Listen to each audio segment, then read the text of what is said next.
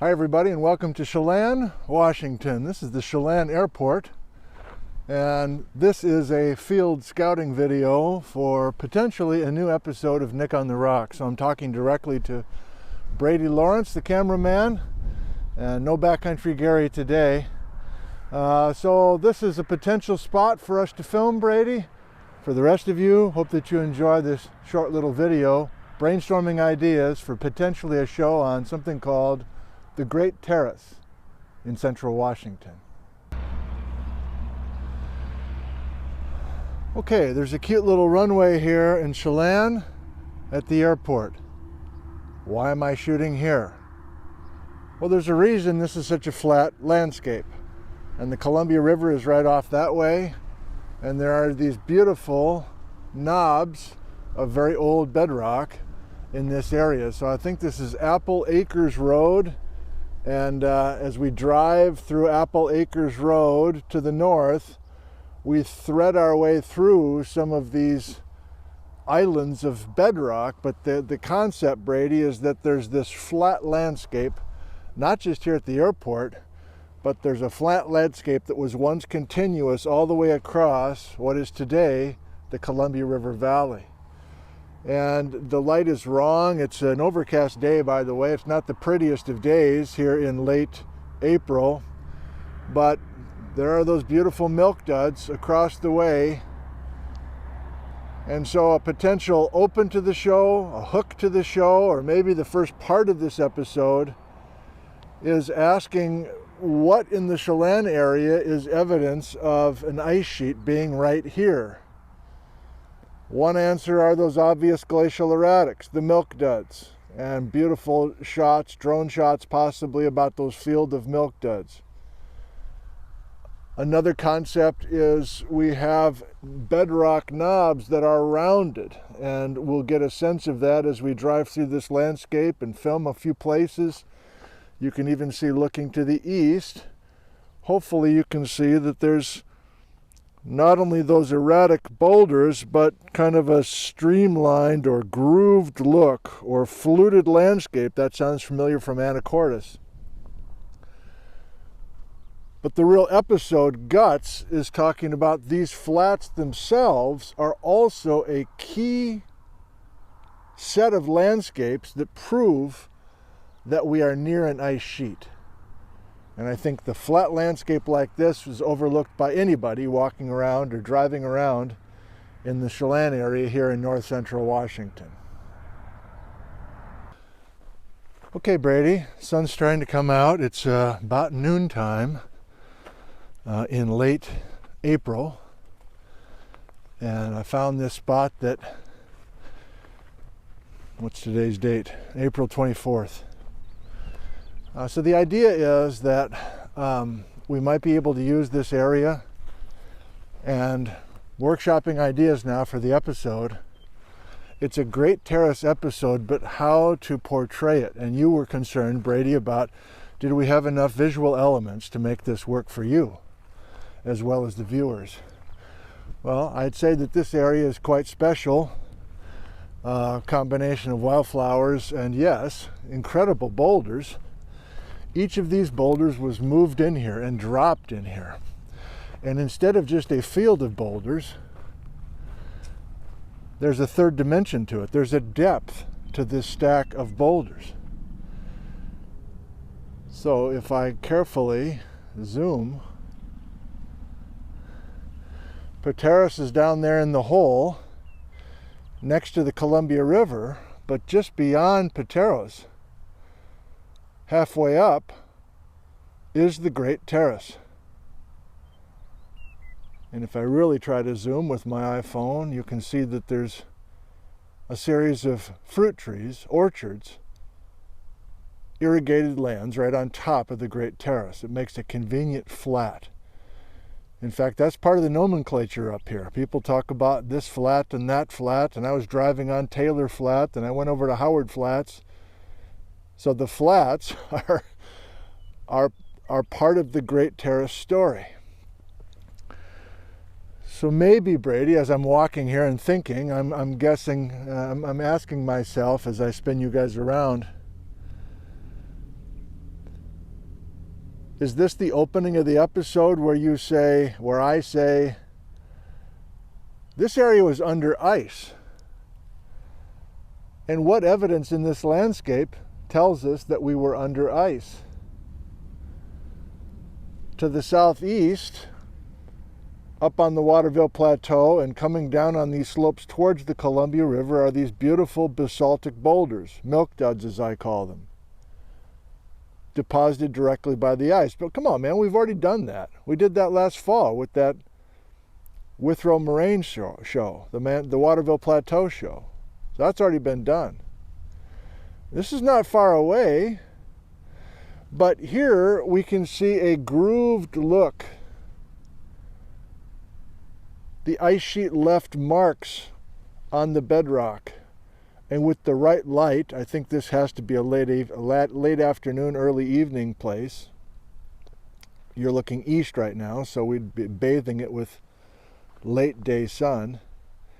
And if your drone is flying over there, capturing those milk duds and also capturing that fluted landscape, much of it in basalt, great. But then we can see carefully that it's not just basalt bedrock. There's this salt and pepper looking crystalline bedrock. We're that far north in Washington. We also can see that this crystalline bedrock, these knobs of bedrock, like we had back in Chalan, are rounded. Another evidence for the ice. But then we land on the main point of the episode, which is there's an organization, there's a pile of boulders and sand and cobbles and even silt. But here, come on. These aren't necessarily glacial erratics. They're big rocks. But I think almost everybody in Pleistocene geology has mapped these as flood gravels, the mega floods, the Missoula floods, which some of them came right around the corner. Yeah, water from Montana bringing boulders around the corner and down the Columbia River Valley heading towards Wallula Gap and beyond. But here at Pateros and Brewster, we're also in the neighborhood of the Okanagan Valley. So there's another potential source of water. Major amounts of Ice Age floodwater coming down the Okanagan, across the border. And if we look carefully at the lithologies here, many of these granites and metamorphic rocks came from the north. But the size of these things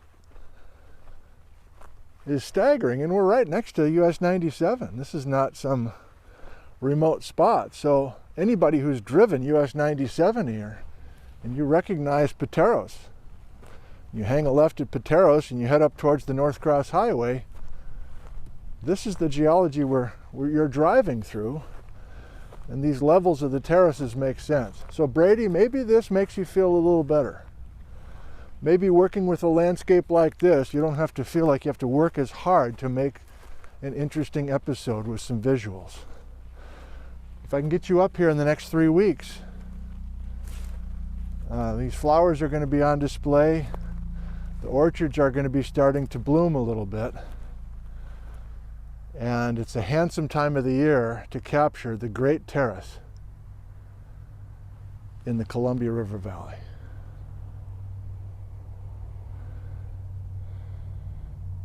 I mean, I'm a big guy, and for me to walk around some of these boulders that everyone agrees is from flood waters,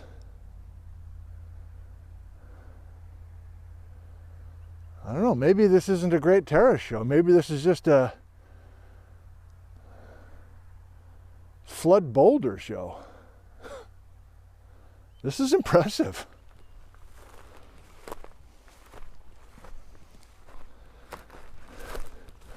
Okay, just workshopping ideas. Last fall, you were filming me, Brady, walking around the milk duds, and we were looking at the size of those glacial erratics. Now, those were definitely glacial erratics. those were definitely deposited directly by the ice. Nobody here is saying these are deposited by the ice. This is a glaciated landscape, but we're part of this terrace story.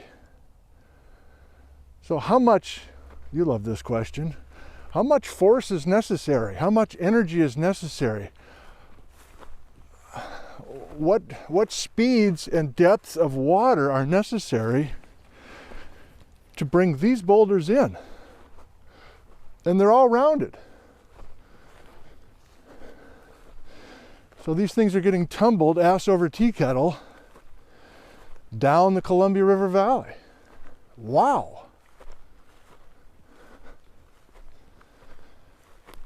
And, you know, is it true that sometimes granite weathers in place and it develops kind of a rounded look, exfoliated type stuff? Yes, but that's not what the look of these guys are.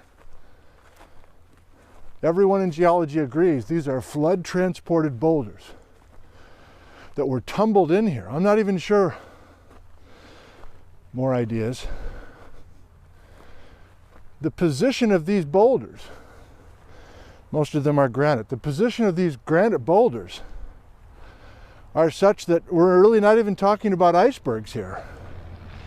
For those that are aware of boulders that were brought in by the floods, I think many visualize accurately that if you have a massive flood of water and you have icebergs floating in the water and the icebergs kind of work their way to a side canyon and the iceberg gets parked and then melts and then we leave an ice rafted erratic. That's a thing. But I don't think that's the story here. I guess I can double check with a few friends who've been mapping up here, but there's so many of these granite boulders rounded, and the position of them, we don't need an iceberg, I don't think. We're literally picking these rocks up from the north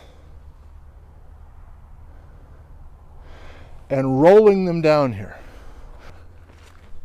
Am I visualizing accurately that these are flood tumbled boulders and an incredible field of them? And do we have these kinds of boulders inside of the Great Terrace?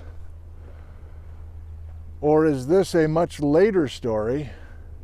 Well, okay, so what's the so this is not Brady now, this is just me thinking geologically. What is the relative age? Can we say anything about the relative age of this field of huge granite boulders that are flood tumbled compared to the age of that former Great Terrace that presumably went all the way across the valley? Is this the older, bigger story? Those that have been following the programs we've been doing this past winter? Are these flood tumbled boulders the big and old blue story? And is the younger and smaller red story recorded by these generally finer sized or smaller sized rocks that make up the Great Terrace here? And immediately after the red time, did we have a continuous red terrace across the valley from side to side, completely burying these rocks? And then in the last 20,000 years, last 15,000 years, we've slowly been eroding the fine red cover to reveal these older rocks? Is that one plausible scenario? Is another opposite way to visualize this that the Great Terrace is the blue story, is the old story, is the older than 20,000-year-old story, fill the pre-glacial valley of Columbia River Valley itself, scoop most of those blue stones out of here, and then late in the game are these Missoula flood boulders. And the youngest stuff is the biggest. That goes against my t-shirt. Older, bigger, younger, smaller, but is that scenario testable? And maybe you're like, I don't know, why don't you go ask somebody who's figured it all out? Well, nobody's figured it all out. Everybody I talk to who knows floods geology, they don't have a definitive story here. So this has been a major puzzle. Flip you around. Listen, the Great Terrace at Pateros, at Brewster, Tenasket, all the way up to the border, down as far as Chalan. The Great Terrace was first noticed 150 years ago, before the Civil War even. And it's still a mystery. Mostly because hardly anybody's worked up in here to figure this stuff out. So that's a challenge in itself. How do you do a little PBS episode on something that is confusing to most everybody? I think the answer is you have beautiful photography, videography, drone video. You lay down some basic language describing the scene, and then I think you'd throw out ideas. Ideas that have been rolled around by many. Possibly an idea or two that are fresh off the dome here after the winter that we've had together. And maybe an animation or two is needed for this episode. I think I'm going to go up around, cross the river, try to get over to this country over here by road and see if there's another beautiful natural area. But this one seems to work, and it's right next to the highway. Thank you. Okay, Brady. I had some Mexican food in Brewster. It was delicious. Early afternoon. Now I'm sleepy. Here's what I did over lunch. So, yeah, Great Terrace. That was our idea, but maybe this is a combo platter in the Pateros area. Pateros, Brewster, Chalan, granite boulders, and the Great Terrace. The Great Terrace, the concept is there's a series of flats, topographically flat, that extend all through this area, all the way up the Okanagan. There's rich, lush orchards. There's probably some wind-blown silt, loess, that's mantling the tops of the flats to make it productive. I need to look into whether there's a slight slope to the south, but in general, they're quite flat. The revelation today is that there are stunning fields of huge granite boulders. Boulders that I didn't really realize were here in such great abundance, but now I'm seeing them everywhere. Most of them are rounded. The interpretation, I think it's safe, but I'll double check this with my geology friends, that those boulders are flood tumbled. They are definitely from the Ice Age floods, and it's an incredible collection. Some of them are truck-sized. Most are granite, some are metamorphic rock called gneiss, a few are basaltic. And so how to combine these two stories together, that's the question. I'll write something up and send it to you. I'm currently interested in the relative age between these two things. They cannot be the same age. They can't be from the same flood. And so to finish this little episode, let's... I've spent too much time crossing the river at Brewster, dealing with all sorts of orchard roads, but this is a little shoulder. I was up way too high. I was up out of the flood country and into the trees and dealing with a packwood cemetery and some other things. Not that reliable, but this little spot here, you can get a sense of the orchards. This, I think, is all Crane family orchard. They've got a lot of property here. So you're looking up the Columbia River. The little town of Brewster, where I had lunch, is in the trees. Now you're looking north. Well, the Okanagan Valley, heading up towards the border, is around the corner there. But here's kind of that same landscape I was just showing, but now it's a different vantage point. We're immediately across the river from Pateros. And the reason I'm choosing this little spot to finish our scouting episode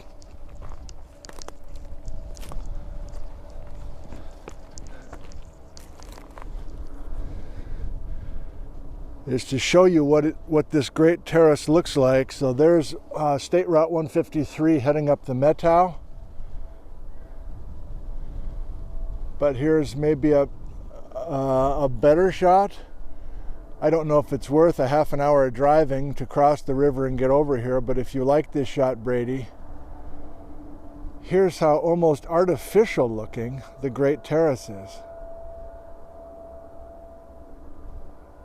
And as I've driven up this terrace, which I'd never done before, I was surprised at how fine-grained much of the sedimentation is, almost like it's a series of slack water sediments. It's a bunch of lake beds. Now, why would there be lake beds right here on a major corner of the Columbia River? I would think there would be incredibly coarse material surging down this valley. So it's so fine and chalky. Why is there a lake story here? And how much of a role does the Methow Valley, the Methow River Valley, play a part in this little corner? So I don't know, Brady, maybe you want to be up here, maybe you don't. For the geology viewers just watching, and they're like, I don't care about this PBS program, just give me some detailed geology. Well, okay, this is for you. This is a nice shot, actually. So the sun is wrong, it's 2 p.m. But looking inside of the terrace here, these aren't truck-sized boulders. But this isn't the fine chalky white lake bed stuff either. But I don't know, maybe some sort of drone shot over these blooming orchards, over these blooming fruit trees, and then suddenly that falls away. Or maybe, I think it's fine if we're taking a drone shot due west and getting a sense of this terrace and then how abruptly it drops off. And really, for the first time, I feel like there is kind of a nice spot here to project that terrace level in the distance, and that terrace level up there. So again, I was down in the hole looking up here in the previous shot. So if we're just asking questions about the Great Terrace and we have an eye to develop an eye to find it, many geologists assume that that much material sat in the floor of this Columbia River Valley at some point during the Ice Age. But the incredible boulder field, which is the most exciting part of today and brand new to me, was right down in here. And why would you have your biggest, coarsest, truck-sized boulders down low?